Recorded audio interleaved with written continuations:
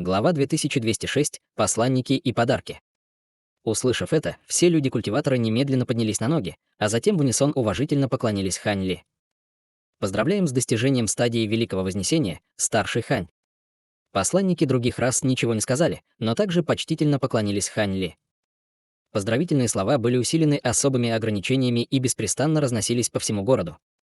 Хань Ли махнул рукавом в воздухе, сидя на своей платформе из лазурного лотоса, и сказал: «Пожалуйста, садитесь, друзья даосы.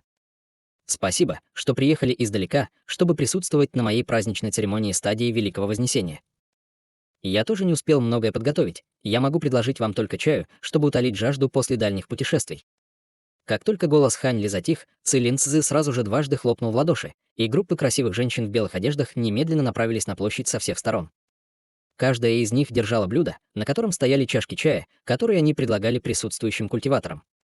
Предлагаемый спиртной чай был чрезвычайно исключительным, но это не было таким уж примечательным, учитывая статус Хань Ли как существа стадии Великого Вознесения.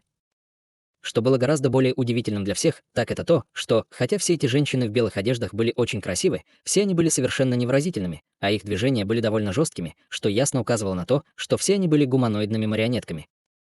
Прибытие нескольких сотен человекоподобных марионеток, которые были настолько похожи на живых, вызвало изумление у большинства гостей, и после того, как был подан духовный чай, здоровенный мужчина, сидевший во внутреннем круге, внезапно встал, прежде чем глубоко поклониться Хань Ли. «Я посланник секты Небесного Сияния. В качестве поздравительного подарка наша секта предлагает вам пару панцирей насекомых-долгожителей, возраст каждого из которых превышает 10 тысяч лет. Мы надеемся, что вы достигнете вершины горы бессмертия, и что ваши силы будут соперничать с мощью небес». Пока он говорил, здоровенный мужчина достал желтый деревянный ящик, затем снял крышку, обнажив пару экзоскелетов насекомых размером с кулак, оба из которых были полупрозрачными и ярко-малиновыми, как будто внутри них горели огненные шары.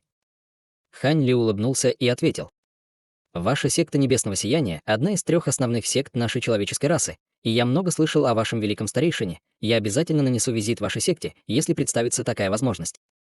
Секта Небесного Сияния была чрезвычайно известна среди человечества, и она не только имела более 10 человеческих городов под своей прямой юрисдикцией, но и имела в своих рядах несколько практикующих на стадии интеграции тела.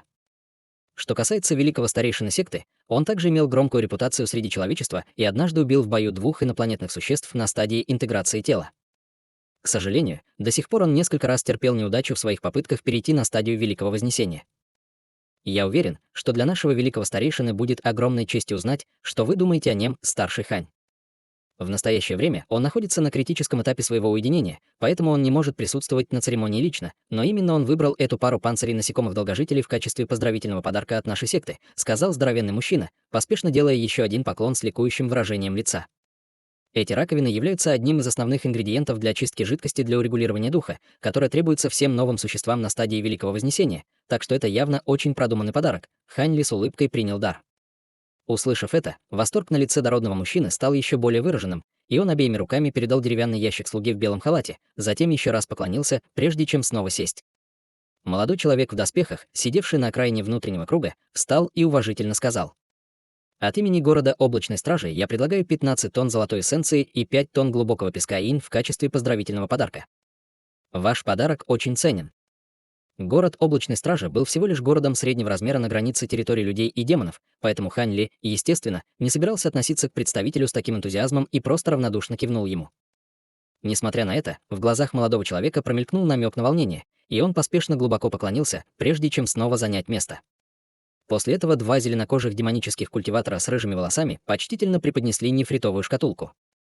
«Мы посланники горы Тысячи Доменов, и от имени нашего горного мастера мы передаем старшему Ханю наши сердечные поздравления, а также 3 куска дерева глубокого феникса, 3 бусины, зачаровывающие дух». Таким образом, один представитель за другим начали предлагать Хань Ли свои поздравительные подарки, и вскоре были предложены десятки комплектов подарков. Все представители были представителями разных баз совершенствования, но они охватывали все важные силы человеческой и демонической рас. Все они относились к Хань Ли с огромным уважением и предлагали либо чрезвычайно ценные подарки, либо подарки в ошеломляющих количествах, явно делая все возможное, чтобы произвести на Хань Ли хорошее первое впечатление. Что касается присутствовавших бродячих культиваторов, для них также было весьма поучительным опытом увидеть столько редких и драгоценных предметов, о которых они раньше только слышали. Конечно, только умственно отсталые могли осмелиться попытаться украсть эти подарки прямо из-под носа Хань Ли. Перед лицом всех этих предложений Хань Ли слегка улыбнулся и ответил краткими словами благодарности. Однако, когда женщина в белом платье поднялась на ноги, Хань Ли впервые завел разговор. «Итак, ты тоже пришла на мою церемонию, фея Сюй. Ты здесь от имени семьи Сюй?» Этой женщиной была никто иной, как Сюй Циньюй, и все были очень удивлены, увидев это. В конце концов, ее база совершенствования не была чем-то особенным, поэтому для Хань Ли было очень неожиданно проявить к ней такое гостеприимство. Сюй Циньюй сильно нервничала, но доброжелательное проявление Хань Ли значительно облегчило ее беспокойство, и она ответила. «Я действительно здесь от имени нашей семьи Сюй, старший Хань. Я принесла с собой одну палочку пурпурного пламени Восточного моря. Бамбук, 3 безграничных духовных плода и котел небесной пустоты. Наша семья Сюй желает вам удачи на вашем пути к бессмертию, старший Хань». Услышав это, в глазах Хань Ли появился намек на просветление, и он сказал. «Котел небесной пустоты. Я понимаю. Мы с тобой старые знакомые, так почему бы тебе не остаться и не исследовать эту гору на некоторое время? Возможно, ты столкнешься с некоторыми возможностями. Спасибо за вашу доброту, старший Хань». Сюй Циньюй ответила в приподнятом настроении, прежде чем снова сесть, и многие другие присутствующие культиваторы сразу же повернулись к ней с завистью в глазах. Было совершенно ясно, что Хань Ли имел в виду, что собирается ей что-то дать, и это, естественно, вызвало много зависти в сердцах всех. После этого представились представители истинных духовных семей. Среди них семья Гоу послала фею Сяофэн, а Е Ин был представителем семьи Е. Они оба также были старыми знакомыми Хань Ли, и, увидев этот удивительный сценарий, они почувствовали себя так, словно находились во сне. Если бы они не почувствовали непостижимую ауру, исходящую от Хань Ли, они бы даже не осмелились поверить, что он на самом деле уже стал культиватором стадии Великого Вознесения. Когда эти двое предлагали свои поздравительные подарки, Хань Ли также болтал с ними, и это вызвало еще один виток зависти со стороны всех других культиваторов. Казалось, это не имело ничего важного, но, по крайней мере, было ясно, что эти двое действительно были знакомыми Хань Ли. Таким образом, если кто-то захочет в будущем устроить заговор против них или их семей, им придется принять во внимание косвенное запугивание Хань Ли. Конечно, длинная семья тоже кого-то послала, и это был их новый великий старейшина. Этот великий старейшина был культиватором стадии интеграции тела, который все это время оставался скрытым в длинной семье, и он относился к Хань Ли с величайшим уважением, открыто поблагодарив его за то, что он сообщил длинной семье о смерти их патриарха. Еще когда Хань Ли еще находился на территории племени Лиса, он уже отправил гонцов, чтобы сообщить семье Длинных и семье Е о том, что произошло. Он не знал, какова была их реакция на эту новость, но теперь, когда Хань Ли перешел на стадию Великого Вознесения, ни одна из семей не осмелилась высказать свои подозрения, предполагая, что они у них вообще были. Что стало небольшим сюрпризом для Хань Ли, так это то, что раса Черного Феникса послала старейшину стадии интеграции тела, а не Даэр. Казалось, она действительно все еще находилась в уединении. В противном случае монарх Черного Феникса не мог не отправить Даэр в качестве своего представителя, чтобы установить с ним более тесные связи. Я Бен Юэ из духовной расы, и от имени духовного монарха я предлагаю по одному из 5 элементных духовных ядер, 3 шара духовного пламени небесного света, 10 сокровищ высшего качества, 100 частей стены лазурного замка и 5 тонн глубоководного пурпурного кристаллического железа, сказал гуманоид, окутанный фиолетовым светом, уважительно отдавая честь. Добро пожаловать. Я много слышал о духовном монархе, и для меня большая честь получить от него такие щедрые подарки, сказал Хань Ли, вставая на ноги, прежде чем ответить на приветствие. Фигура в фиолетовом свете не осмелилась принять приветствие Хань Ли, и он слегка отступил в сторону, продолжая. Помимо поздравлений, наш духовный монарх также поручил мне спросить у вас кое-что, старший Хань. Все культиваторы на площади слегка запнулись, услышав это, но Хань Ли, похоже, совсем не удивился, когда он сказал. «Спрашивай». Наш духовный монарх поручил мне спросить вас о 2 вещах, и ответы на оба вопроса не являются обязательными, осторожно объяснил дух. Я был бы рад ответить на вопросы духовного монарха, но я позволю тебе задать мне только эти 2 вопроса, не более того, ты понимаешь? Хань Ли сказал спокойным голосом. Сердце духа слегка вздрогнуло, услышав это, и он поспешно ответил. Я понимаю, я определенно не буду беспокоить вас ненужными вопросами, старший Хань. Хорошо, тогда говори, ответил Хань Ли, кивнув. Первый вопрос касается святой девы Тысячи Осеней. Она еще жива? Спросил дух. Нет, без колебаний ответил Хань Ли. Дух не удивился, услышав это, и продолжил. Кто ее убил?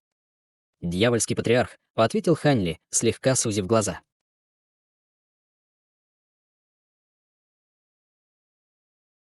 Глава 2207. Монарх Черная сова. Слово «дьявольский патриарх» сразу же вызвало массовый переполох в толпе, и выражения лиц резко изменились. Только что пережив дьявольские испытания, они, естественно, чрезвычайно боялись самого могущественного трио среди всех дьявольских существ. Выражение лица духа также немного изменилось, когда он услышал это, но он, похоже, не был удивлен таким ответом. Тяжело вздохнув, он еще раз уважительно отдал честь. «Спасибо за ваши ответы, старший. Пожалуйста, простите меня, если я вас обидел, и я обязательно передам ваши ответы нашему духовному монарху». Хань Ли просто кивнул в ответ. После того, как дух снова сел, другие представители иностранной расы также начали предлагать свои поздравительные подарки и добрые пожелания, среди которых было несколько представителей племени лиса из фракций, которые уже стали подданными других рас. Хань Ли выразил благодарность этим иностранным представителям, и после этого из угла площади поднялась красавица в желтом плаще с капюшоном. После снятия плаща перед всеми открылся изысканно красивый набор черт лица, напоминавший художественный шедевр. Невозможно. Это фея Ронг. Это действительно фея Ронг. Разве на Священном острове не заявили, что никаких новостей о ней не появлялось с тех пор, как она отправилась в первобытный мир более 3000 лет назад? В толпе сразу пробежало оживление среди тех, кто был знаком с этой женщиной, и все недоверчиво отнеслись к ее появлению. Похоже, она тоже была довольно известной личностью. Сердце Хань Ли слегка дрогнуло, когда он увидел ее, и он взглянул на нее и обнаружил, что она находилась только на средней стадии интеграции тела, но ее аура была очень своеобразной, а от ее кожи исходил слабый свет, еще больше подчеркивая ее ошеломляющую красоту. Было ясно, что эта женщина не была обычным практиком интеграции тела и использовала совершенно особое искусство совершенствования. «Могу я узнать ваше имя?» — спросил Хань Ли. «Я Ли Жун, и я здесь от имени Священного острова, чтобы поздравить вас с тем, что вы стали вторым культиватором стадии Великого Вознесения нашей человеческой расы. Я привезла с собой летающий ковчег высшего класса, 10 исключительных служанок, 100 высококлассных служанок духовных зверей и 1000 бронированных марионеток-воинов», сказала Ли Жун, отдавая честь со сладкой улыбкой, и ее голос был так же приятен для ушей, как небесная музыка. «Понятно. Я должен поблагодарить Священный остров за эти драгоценные подарки, и я обязательно нанесу остров визиту после церемонии», ответил Хань Ли, кивнув. «Для нас, конечно, будет большой честью видеть вас на нашем острове, старший Хань. Моим коллегам-даосам на Священном острове есть что обсудить с вами. Есть кое-какие очень важные вещи», сказал Ли Жун с улыбкой. Хань Ли лишь двусмысленно кивнул в ответ. «Есть еще кое-что, что я бы хотела». «Кто там крадется?» Как только Ли Жун собиралась сказать что-то еще, выражение лица Хань Ли внезапно потемнело, и он резко махнул рукавом вдаль. Всплеск невидимой силы прошел сквозь ограничения вокруг гигантской горы, а затем с тяжелым ударом ударил во что-то в нескольких километрах от нее. Шар черного света внезапно взорвался, и из воздуха появился здоровенный мужчина в черной броне. На лице мужчины было удивленное выражение лица, он явно не ожидал, что Хань Ли обнаружит его с такого большого расстояния, но затем разразился беспечным смехом. «Ха-ха. Я пришел по собственному желанию, без приглашения, но я уверен, что мне здесь по-прежнему рады, верно?» Затем здоровенный мужчина издалека сжал кулак в приветствии, прежде чем преодолеть расстояние в несколько километров одним шагом, появившись прямо над трехцветной горой, а затем небрежно спустился. Световые барьеры, образованные ограничениями вокруг горы, были мгновенно разорваны телом дородного мужчины, и он оказался прямо над площадью, глядя на Хань Ли издалека, скрестив руки на груди. Все присутствующие культиваторы поначалу запнулись, увидев это, после чего некоторые из наиболее вспыльчивых человеческих культиваторов немедленно начали оскорблять незваного гостя. Даже некоторые из наиболее стойких присутствующих были весьма встревожены грубым вторжением дородного мужчины. Это черная сова, монарх расы Якша. Ли Жун сразу же резко вздохнула, узнав этого крепкого мужчину. Монарх черная сова. Услышав это, Хань Ли слегка нахмурился. Те, кто оскорблял здоровенного мужчину, очевидно, все слышали об этом имени, и их голоса внезапно оборвались, а на их лицах появилось выражение ужаса. «А, ты видел меня раньше?» Удивленно спросил здоровенный мужчина, повернувшись к Ли Жун. Лицо Ли Жун было слегка бледным, когда она поспешно ответила в испуганной манере. «Однажды я видела тебя несколько тысяч лет назад с мастером Мо. Итак, ты маленькая девочка, которая повсюду следовала за стариком Мо. Ты неплохо справилась, достигнув стадии интеграции тела за такое короткое время». Когда он говорил, в глазах монарха черной совы была нескрываемая похоть, и сердце Ли Жун сразу же упало, когда в ее голове всплыло желание бежать. К счастью, они все еще были в городе глубокого неба, и там присутствовал новый человек стадии Великого Вознесения, поэтому она смогла подавить свой собственный страх и опустить глаза вниз, чтобы избежать зловещего взгляда монарха черной совы. «Добро пожаловать, уважаемый даос черная сова». Для меня большая честь видеть вас здесь. Ханли наконец заговорил, и выражение его лица было совершенно спокойным, что делало невозможным уловить его мысли. Хе-хе, вы второе существо стадии Великого Вознесения человеческой расы и единственное новое существо стадии Великого Вознесения, появившееся среди всех наших рас за почти 10 тысяч лет. Конечно, мне пришлось нанести вам визит и почерпнуть у вас некоторый опыт, усмехнулся в ответ монарх Черной Совы. Понятно. К сожалению, я только что перешел на стадию Великого Вознесения, поэтому у меня нет никакого опыта, который я мог бы предложить. Приготовьте место для даоса Черной Совы, проинструктировал Ханли. Да, мастер. Немедленно ответил Цилин Цзы. Однако монарх Черная Сова нетерпеливо махнул рукой и сказал: «В этом нет необходимости. Мне нужно только кое-что поговорить с тобой, прежде чем я уйду». «А что бы ты хотел обсудить со мной, уважаемый даос Черная Сова?» Спокойно спросил Ханли. «Основная причина, по которой я пришел сюда, заключалась в том, чтобы лично убедиться в твоих силах, и ты, конечно, не разочаровал меня, учитывая, что ты смог обнаружить меня с такого большого расстояния. Во-вторых, я хочу одолжить у тебя кого-нибудь. На самом деле, я изменился. Мой разум стал иным. Я хочу одолжить 2 человек сейчас», — сказал монарх Черная Сова, и на его лице появилось зловещее выражение. О каких 2 людях идет речь? Услышав это, глаза Ханли слегка сузились. «Я слышал, что один из твоих учеников обладает рецессивным молниеносным духовным корнем. Я хотел бы воспользоваться его услугами, чтобы помочь мне преодолеть мою следующую небесную скорбь. Что касается второго человека, то это будет вот эта прекрасная небесная дева. Она поймала мой взгляд глаз, и я бы хотел, чтобы она была моей служанкой», — сказал монарх Черная Сова грохочущим голосом, к большому удивлению всех присутствующих культиваторов. «Что? Он хочет взять ученика старшего Ханя. И он хочет, чтобы фея Ронг была его слугой. Как он посмел?» Многие из присутствующих культиваторов сразу же вспыхнули яростью, но они не осмелились активно противостоять существам стадии Великого Вознесения, поэтому им оставалось только смотреть с горящей яростью в глазах. Выражение лица Лижун стало чрезвычайно напряженным, когда она услышала это, и она сказала холодным голосом: «Как ты смеешь, монарх Черная Сова? Ты забыл предупреждение мастера Мо?» «Мастер Мо. Ха-ха, вы, люди, действительно любите обманывать себя. Вы действительно думаете, что я не знаю, что старик Мо и старик О исчезли из ваших рас? Если бы я этого не знал, вы думаете, я бы осмелился прийти сюда?» Монарх Черная Сова разразился хриплым смехом, и, услышав это, выражения лиц всех резко изменились. Что случилось со старшим Мо и старшим Мо? Он, должно быть, лжет. Как что-то могло случиться с этими 2 старшими? Тем не менее, последние несколько десятилетий об этих 2 пожилых людях действительно не было никаких новостей. Услышав это, все на площади сильно запаниковали, в то время как иностранные представители отреагировали по-разному. «Друг Даос Хань, ты же не собираешься принести катастрофу своей расе из-за этих 2 людей, верно? Ты только что достиг стадии Великого Вознесения, и тебе понадобится по крайней мере несколько столетий, чтобы полностью овладеть своей вновь обретенной силой, так что ты мне не ровня», — пригрозил монарх Черная Сова холодным голосом. «Понятно, ты здесь для того, чтобы создавать проблемы, а не присутствовать на моей праздничной церемонии», — усмехнулся в ответ Ханли. «Причинять проблемы? Думаю, ты можешь так сказать, Даос Хань», — монарх Черная Сова отказался от всякого подобия любезностей. «Хорошо, в таком случае моим долгом будет выгнать такого нежеланного гостя, как ты, и преподать тебе урок», — сказал Ханли, и в его глазах появился холодный взгляд. Как только его голос затих, он наложил ручную печать, и бесчисленные полосы пятицветного света вырвались из всех частей площади, устремившись прямо к монарху Черной Совы. В то же время золотые и серебряные огни вспыхнули в воздухе над площадью, а затем обрушились на них с разрушительной силой. Ханли без колебаний снял ограничения вокруг гигантской горы. «Ты смеешь нападать на меня? Какой наглый дурак! В таком случае все, что я сделаю с этого момента, будет оправданной самообороной», — радостно захохотал монарх Черная Сова. Сразу после этого он сжал кулаки, прежде чем сбить их вместе. И тут же мгновенно вырвались черные звуковые волны безумной силы.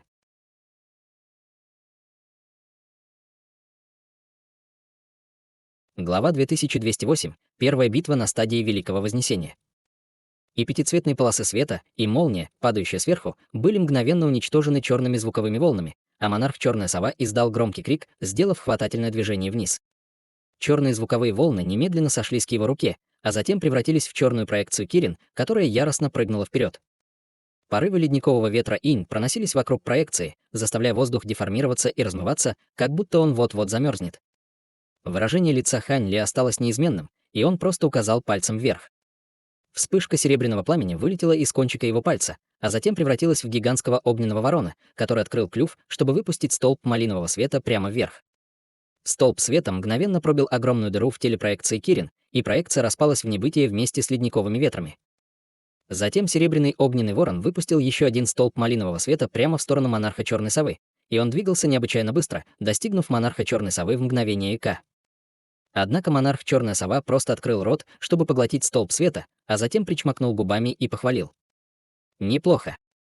Все культиваторы внизу были ошеломлены, увидев это, но на лице Хань Ли появилась улыбка, когда он сказал: «Мы оба существа стадии Великого Вознесения, так что давайте покончим с этими маленькими трюками. Давайте использовать наши истинные силы, чтобы решить эту битву». В точности мои мысли. Монарх Черная Сова был разгневан снисходительным отношением Хань Ли и открыл рот, чтобы выпустить зеленый нефритовый веер, который приземлился в его руке. В то же время его тело резко раздулось до нескольких тысяч футов в высоту среди вспышек кружащегося черного света. Нефритовый веер в его руке также увеличился примерно до 1000 футов в длину, а его поверхность была пронизана бесчисленными золотыми и серебряными рунами. Вдобавок ко всему, веер был окутан 7 слоями света, создавая довольно мистическое зрелище.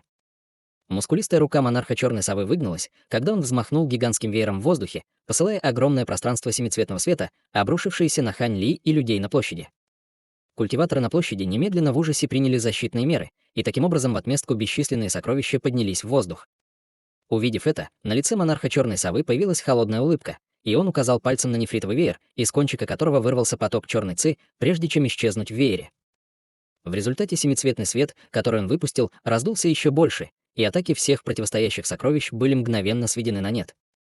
В следующее мгновение многие из присутствующих более слабых культиваторов вырвали глотки крови, как из-за ответной реакции магической силы, так и из-за огромного духовного давления гигантского веера, давящего на них сверху.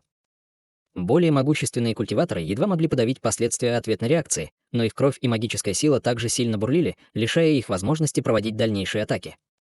Монарх Черная Сова разгромил всех культиваторов на площади, и хотя это было лишь на короткое время, это все равно было выдающимся подвигом.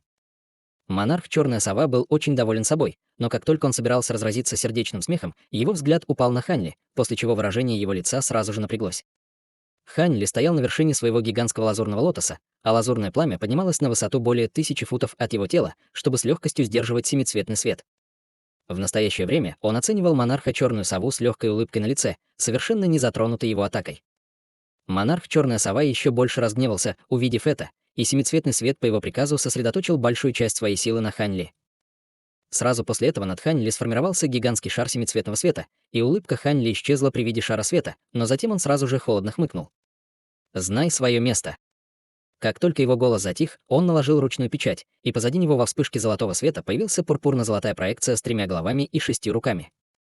Мало того, что проекция была полностью окутана пурпурно-золотым светом, по всему ее телу шли серебряные узоры духа, и она мгновенно превратилась в существенное золотое тело происхождения. Как только золотое тело появилось, оно одновременно подняло вверх все 6 своих мерцающих золотых ладоней. Наверху сразу же раздался оглушительный грохот, когда 6 вспышек огромной силы взорвались вверх, силой удерживая шар семицветного света на расстоянии. Выражение лица монарха Черной Совы немного изменилось, когда он увидел это, и он потер руки, прежде чем поднять их, посылая ливень заклинательных печатей, летящих в гигантский веер. Несмотря на это, гигантский веер все еще не мог спуститься дальше. Монарх Черная Сова был искренне удивлен, увидев это, но прежде чем он успел что-либо сделать, Хань Ли махнул рукавом в сторону массивного лазурного цветка лотоса под ним, и тот немедленно взорвался, когда 72 полосы лазурного меча Ци в унисон поднялись в небо. Затем полосы Ци меча объединились, образовав гигантский лазурный меч, который с невероятной скоростью обрушился на монарха Черную Сову. Монарх Черная Сова холодно хмыкнул, увидев это, и поднял огромную руку, чтобы поймать приближающуюся проекцию меча, прежде чем сжать хватку, после чего проекция меча немедленно взорвалась, не в силах противостоять сокрушительной силе его хватки. Монарх Черная Сова тут же разразился хриплым смехом, увидев это, но в следующее мгновение лазурный свет, взорвавшийся в воздухе, вылетел в виде полупрозрачной нити, которая в мгновение ока вращалась вокруг его запястья. Гейзер крови поднялся на высоту более 100 футов, и гигантская рука была полностью оторвана. Монарх Черная Сова взвыл от агонии, поспешно отбросив свой гигантский веер в сторону, прежде чем потянуться к оторванной руке. Однако прямо в этот момент Хань Ли внезапно исчез на месте, а затем вновь появился рядом с оторванной рукой среди всплеска пространственных колебаний. Как только он появился, он поднял руку и без колебаний коснулся пальцем массивной руки, после чего она мгновенно взорвалась облаком кровавого тумана. «Я разорву тебя на куски». Глаза монарха черной совы покраснели от ярости, увидев это, и он издал оглушительный рев, когда из кончиков его пальцев выскочили 5 серебряных когтей, каждый из которых был несколько футов в длину. Затем когти ударили вниз, как 5 острых лезвий, в ответ на что Хань Ли снова небрежно нанес удар, и на его лице появилась слабая улыбка. Бесчисленные серебряные узоры мгновенно появились на его теле рядом с пурпурно-золотым световым барьером, и как только 5 острых когтей коснулись его тела, они тут же сломались, как ветки, вспышками пронзительного пурпурно-золотистого света. Что? Монарх Черная Сова едва мог поверить в то, что видел. Существа Екши были известны своими мощными физическими телами, и, только что применив секретную технику, его тело на стадии Великого Вознесения от природы стало чрезвычайно мощным. Вдобавок ко всему, его 5 когтей были специально усовершенствованы, что сделало их такими же могущественными, как духовные сокровища, но они были сломаны только физическим телом Хань Ли. Монарха Черной Совы сразу охватило дурное предчувствие, но отдергивать руку ему было уже слишком поздно. Рука Хань Ли вытянулась на несколько футов во время взрывного удара, и он нанес, казалось бы, легкий удар, чтобы ударить противостоящую гористую руку. Вспышка сверкающего света вспыхнула вместе с еще одним громовым ревом ярости, и Хань Ли просто усмехнулся, небрежно отлетев на несколько сотен футов, а затем удержался, когда на его лице появилась насмешливая улыбка. В то же время сверкающий свет померк, открыв всем культиваторам на площади чрезвычайно обнадеживающую сцену. Как оказалось, большая часть руки монарха Черной Совы исчезла, и то, что от нее осталось, было ничем иным, как искалеченной массой сломанной плоти и костей. Ты перешел на стадию Великого Вознесения, в основном используя секретную технику совершенствования тела. Недоверчиво воскликнул монарх Черная Сова, когда в его глазах впервые появился намек на настороженность. Думаю, ты можешь так сказать. Раз уж ты уже пришел сюда, почему бы тебе не остаться на несколько дней в нашей человеческой расе, прежде чем уйти, уважаемый даос Черная Сова? Ответил Хань Ли с двусмысленной улыбкой. Не думай, что эти тривиальные травмы помешают мне, шоу только началось. Я был всего лишь застигнут врасплох твоей атакой. Новичок стадии Великого Вознесения, такой как ты, не сможет соперничать со мной. Злобно сказал монарх Черная Сова, когда потоки черной ци вырвались из его тела, мгновенно затопив все его массивное тело. Изнутри черной ци непрерывно раздавалась череда громких тресков и хлопков, и, увидев это, на лице Хань Ли появился намек на удивление. В следующее мгновение черная ци рассеялась, и выяснилось, что монарх Черная Сова полностью восстановился после всех своих травм. Итак, ты создал бессмертное тело. Неудивительно, что ты осмелился сражаться со мной напрямую своим физическим телом, размышлял Хань Ли, оценивая монарха Черную Сову. Я признаю, что твое физическое тело сильнее моего, но как насчет этого? Поменять местами небо и землю. Тело монарха Черной Совы еще больше увеличилось в размерах, и он взмахнул рукой в воздухе, посылая взрыв неописуемых энергетических колебаний, распространяющихся во всех направлениях.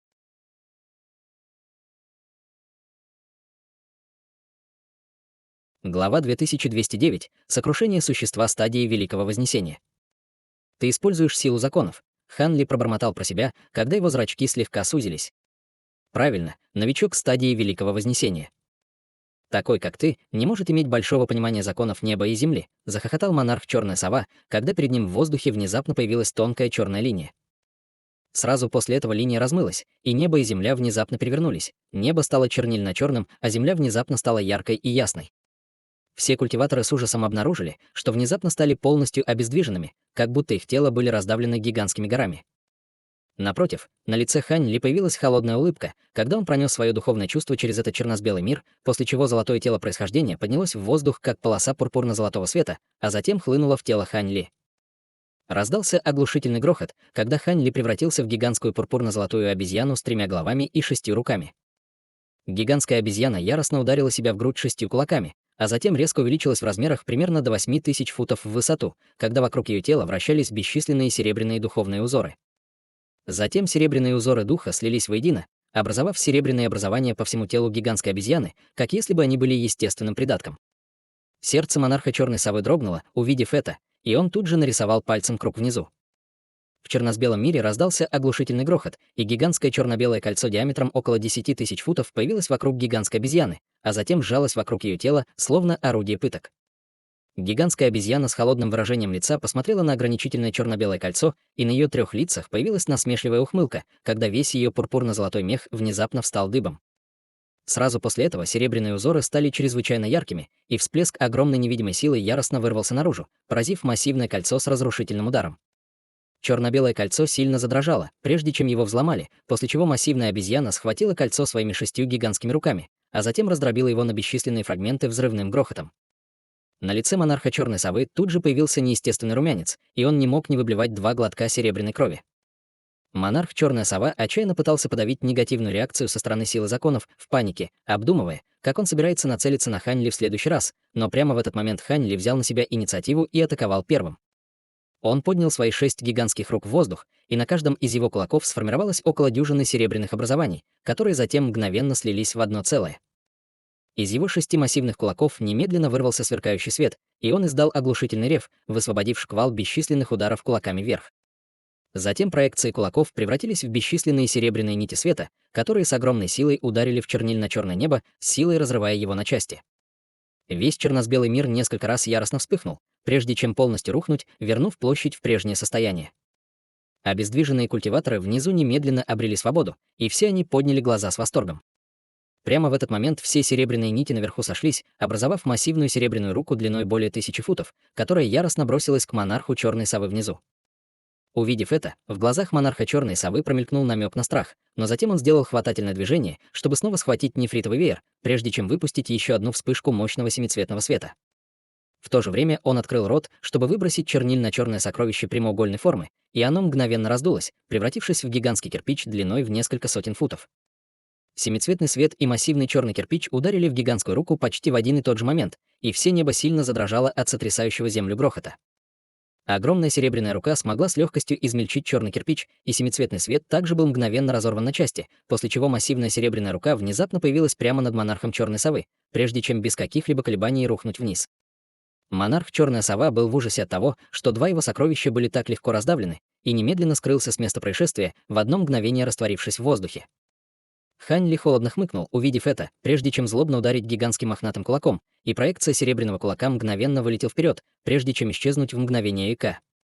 В следующее мгновение монарх черная сова снова появился на расстоянии нескольких сотен футов, но почти в тот же момент позади него появился проекция серебряного кулака среди всплеска пространственных колебаний. Монарх черная сова был крайне встревожен этим, но уклоняться ему было уже слишком поздно. Раздался оглушительный грохот, когда его черные доспехи были разбиты проекцией серебряного кулака, и он был отправлен в полет по воздуху. Из-за жестокого удара он больше не мог сохранять свою гигантскую форму, и в мгновение Эйка вернулся к своему первоначальному размеру. Придя в себя, монарх черная сова тут же вырвал еще один глоток кровавой эссенции, и его аура была значительно ослаблена. Его черные доспехи были высшим защитным сокровищем, которое было усовершенствовано с использованием 49 видов драгоценных материалов на протяжении нескольких столетий, но оно не могло выдержать ни одной атаки Хань Ли. Это было чрезвычайно удивительно для монарха черной совы, и он сразу понял, что не может сравниться с Хань Ли. Таким образом, он без каких-либо колебаний поднялся в воздух и убежал вдаль в виде полосы черного света, преодолев расстояние в несколько тысяч футов всего за одно дыхание. Думаешь, ты можешь просто приходить и уходить с моей церемонии, когда захочешь? Искусство наблюдения за мечом — руби. Хань Ли взревел, и как только его голос затих, его 3 глобелы одновременно раскрылись, обнажая 3 чернильно-черных вертикальных глаза. Каждый из вертикальных демонических глаз выпустил столб черного света, который мгновенно превратился в 3 маленьких полупрозрачных меча, растворившихся в воздухе. В следующее мгновение монарх черная сова уже собирался применить секретную технику, чтобы ускорить побег, но выражение его лица резко изменилось, и он немедленно принял меры уклонения. Прямо в этот момент 3 полосы полупрозрачной меча вылетели из близлежащего пространства, словно молния. Монарх черная сова смог уклониться от 2 из них, но последний разрубил его тело пополам. Раздался вой боли, когда сверху хлынула серебряная кровь, но того, что наверняка было бы смертельной раной для обычного культиватора, было недостаточно, чтобы убить существо, подобное монарху черной совы, на стадии Великого Вознесения. Черная тень вылетела из верхней половины его тела, а затем превратилась в миниатюрную гуманоидную фигуру, полностью идентичную монарху черной совы. Миниатюрная фигурка выпустила порыв черного ветра, который подхватил 2 половины тела, а затем продолжила бежать вдаль. Я запомню это. В следующий раз я отплачу тебе старицей. Разъяренный голос монарха черной совы раздался издалека. В следующий раз. Давай посмотрим, сможешь ли ты сначала убежать от моих духовных насекомых. Хань Ли вернулся в свою человеческую форму во вспышке пурпурно-золотистого света, затем взмахнул рукавом в воздухе, высвободив 3 золотых цветка, которые превратились в 3 массивных золотых жуков со зловещими фиолетовыми узорами по всему телу. Как только они появились, 3 гигантских жука улетели, как 3 золотые падающие звезды, и казалось, что их скорость ничуть не уступала скорости монарха черной совы. Эти 3 искусственных монарха пурпурно-полосатых золотых жука-пожирателя обладали силой поздней стадии интеграции тела и практически неразрушимыми телами, а также выносливостью, которая вселяла страх в сердце даже существ в стадии Великого Вознесения, поэтому они идеально подходили для охоты на тяжело раненого монарха черной совы. Хань Ли был уверен, что даже если монарх черная сова сможет сбежать, он определенно получит еще больше ран, из-за которых он не сможет восстановиться во время обратного пути. Таким образом, в лучшем случае монарху черной совы придется отдыхать веками, чтобы восстановить свой прежний уровень силы. Все культиваторы на площади были ошеломлены необыкновенной демонстрацией силы Ханьли, и теперь, когда монарх черная сова был вынужден бежать таким позорным образом, все сразу же впали в безумие. Силы старшего Ханя действительно не имеют себе равных. Бесчисленные культиваторы людей и демонов кричали во всю глотку с пылкими взглядами в глазах. Хань Ли только что перешел на стадию Великого Вознесения, но он только что с легкостью победил ветерана стадии Великого Вознесения, и это необыкновенное зрелище вселило в присутствующих людей и демонов-культиваторов огромную уверенность в том, что он приведет обе их расы к большим высотам. В небеса взлетели хриплые крики приветствия, которые прорвались сквозь ограничения и были слышны по всему городу. Те, кто не имел права присутствовать на церемонии, понятия не имели, что произошло, но восторженные и пылкие аплодисменты были заразительны, и все они тоже разразились аплодисментами. Таким образом, весь город глубокого неба мгновенно превратился в море волнения и праздника.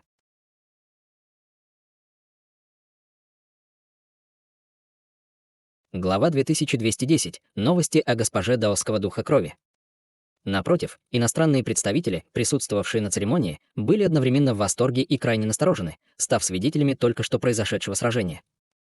Появление такого мощного культиватора стадии Великого Вознесения в человеческой расе не обязательно было хорошим событием для соседних рас, и иностранные посланники решили, что первое, что они собираются сделать после своего возвращения, это сообщить об этом своему высшему руководству как можно скорее.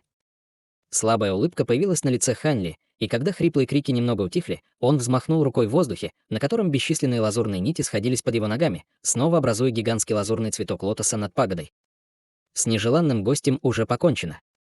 Согласно прошлым соглашениям, с этого момента я буду пересказывать свой путь совершенствования в течение 7 дней и 7 ночей. Что касается того, какую пользу вы можете получить от моего пересказа, это будет зависеть от вас.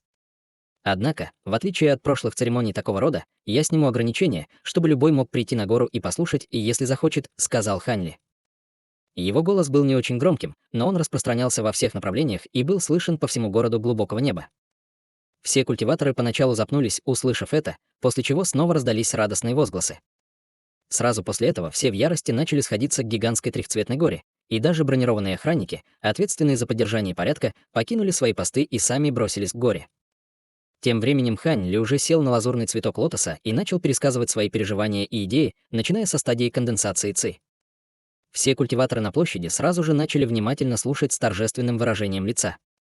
Пересказ до существа стадии Великого Вознесения был огромной возможностью для любого, поэтому все слушали с увлеченным вниманием, даже несмотря на то, что пересказ начался с такой низкой базы совершенствования.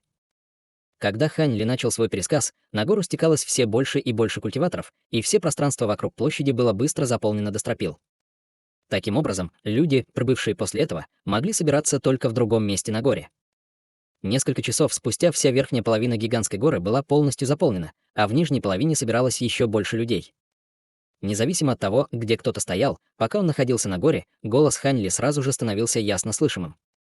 Многие люди хотели подняться еще выше на гору, но часто невольно останавливались, слушая пересказ Да Хань Ли, впадая в особое состояние просветления. День и ночь спустя практически каждый дюйм горы был занят, и все молчали, и только голос Хань Ли доносился с вершины горы. 6 дней и 6 ночей спустя в небе внезапно появился радужный свет, и сверху снова посыпался шквал цветочных лепестков. Голос Хань Ли резко оборвался, и все восхищенные слушатели мгновенно вернулись к реальности. Многим людям сразу удалось прийти в себя, но они все еще выглядели слегка дезориентированными, как будто только что проснулись ото сна. Несколько мгновений спустя голос Хань Ли раздался снова. «Спасибо, что посетили мою праздничную церемонию стадии Великого Вознесения. Церемония завершилась, теперь вы все можете идти».